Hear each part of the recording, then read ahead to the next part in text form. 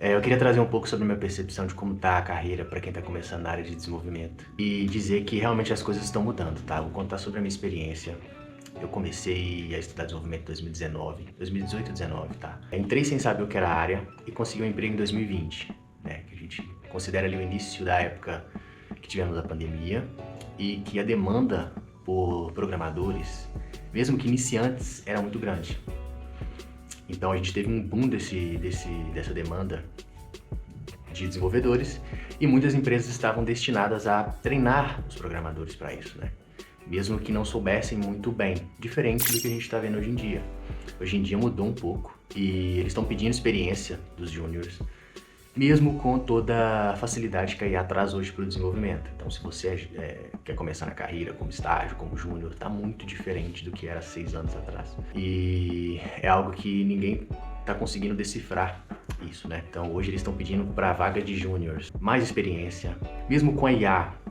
A gente sabe que a IA, gente, ela ajuda, mas ela não te dá muita explicação sobre código, coisas do tipo. Então, se a pessoa que usou IA, que fez o código, não souber explicar o código, não adianta nada. O chefe dessa pessoa não quer saber se foi IA que fez, se tá funcionando, se não tá. O que ele quer saber é se resolve o problema e se não vai dar problema. E se você não pode garantir que esse código não vai dar problema, você está ali meio que se arriscando com o código que IA faz. E isso não é o correto, até porque essa cobrança pode chegar para você e aí você não vai delegar para IA novamente. Então, no resumo, seu chefe não quer saber se você fez com IA ou não. Ele quer saber se funciona e por que funciona. Então, você tem que saber explicar isso. E se você não sabe explicar, fica difícil de dizer que você é um programador. Não é só pedir, né? É uma inteligência artificial para gerar um código sem saber. Então, esse é um principal desafio hoje. Então, a gente está vendo aí novos programadores aparecendo, aprendendo, tendo vontade de ser programador, mas está batendo de frente com essa questão da inteligência artificial que está fazendo o simples do código. Então, entre você aprender algo e solicitar para IA, tá muito fácil você solicitar. Com isso, você não aprende. Então, essa é a maior dificuldade que eu acredito que quem está começando na carreira pode estar tendo, que é como eu vou estudar se eu tenho tão fácil essa ferramenta que me dá o código pronto. Então, ou melhor, como eu estudo, já que a gente tem uma forma de ter o código mais fácil, por que eu não vou usar? Mas, ao mesmo tempo, como eu estudo para confirmar e validar que esse código que foi gerado está certo? Então, aí que entra um pouco dos fundamentos. Eu acho que quem está começando na carreira tem que estudar os fundamentos, tem que aprofundar. E aprofundar é aquele estudo chato, de conceito, de teoria. Então, uma analogia que eu posso, não analogia, mas um comentário que eu posso fazer é que antes a gente tinha a frase: o que adianta saber a teoria se você não sabe a prática? Antes da IA. Mas agora você tem a prática. Sem a teoria, você não consegue validar o que a IA está fazendo. Então, eu acho que vai inverter um pouco esses papéis. Então, a teoria continua sendo muito importante e talvez até mais importante do que a prática. Porque a prática já está sendo feita pela IA. Código simples, o método, né? Até algumas arquiteturas está sendo feito pela IA. O que está valendo agora é confirmar se aquilo que a IA fez resolve determinado problema ou não. Então, a teoria entra para isso. Então, se a preocupação antes era a prática, essa ideia acaba que começa a cair por terra e a teoria entra em ação. Então, o estudo chato, o estudo do livro, o estudo didático, né? A teoria, eu acho que ela precisa ser estudada.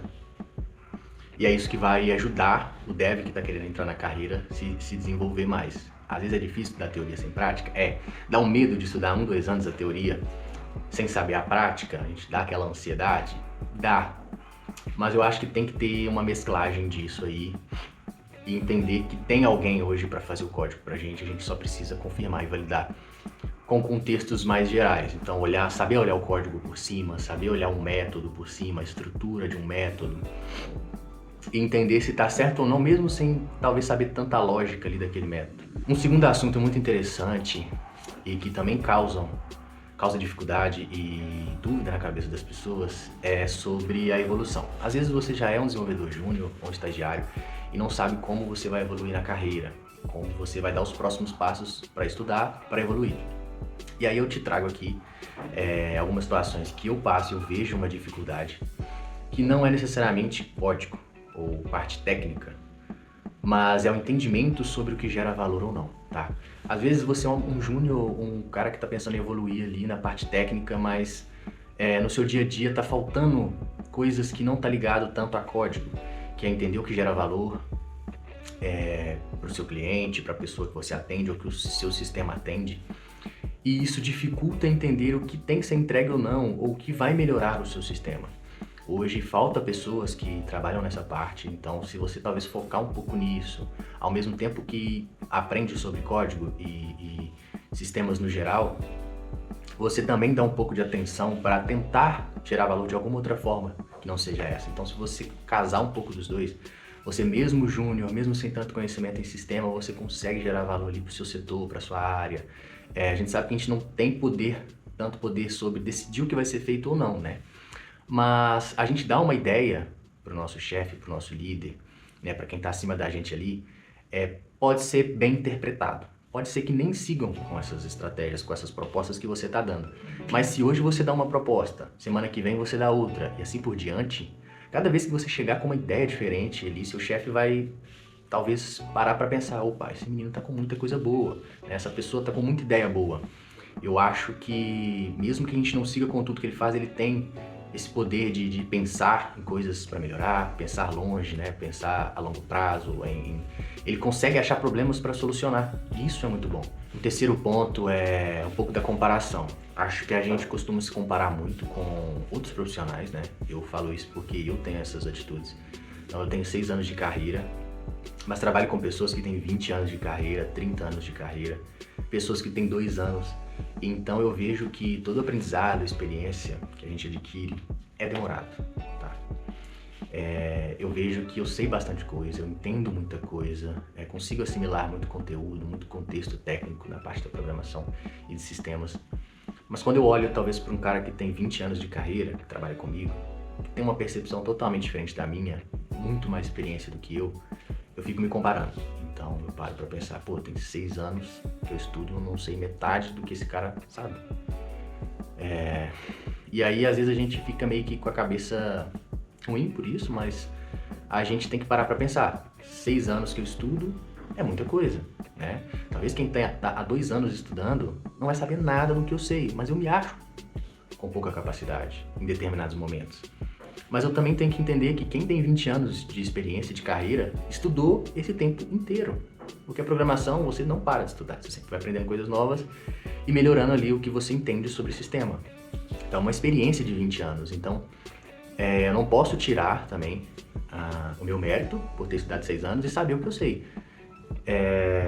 Então, isso meio que pode te confortar. Você tem hoje 1 ano, 2 anos, 3 anos de experiência, você acha que não sabe nada, mas se você faz o seu trabalho, faz o seu papel, estuda ali 1 hora por dia, 30 minutos por dia, estuda um mês direto, o outro não, estuda na metade do ano e na outra metade não estuda, mas sempre com constância, em determinado momento você vai entender que você está acumulando conhecimento e você vai perceber o quanto você aprende. Então eu acho que o passo a passo, o 1% todo dia ali no estudo, ele traz resultado a longuíssimo prazo. Claro que tem as pessoas que saem fora da curva, mas são poucas pessoas e a gente também tem que dar um mérito a essas pessoas que nasceram para talvez brilhar ou se sobressair, mesmo com pouco aprendizado. Talvez ela tenha facilidade de aprender ou pratica muito mais tempo do que eu. Então assim, eu comecei a estudar com 19 anos. Quando eu estava na faculdade, pessoas que programavam desde o 14 sabiam muito mais do que eu, e hoje eu acredito que eu possa saber até mais do que essas pessoas, talvez pela trajetória que eu tive, pelas oportunidades que eu tive de aplicar o que eu estava aprendendo. Então isso é muito relativo.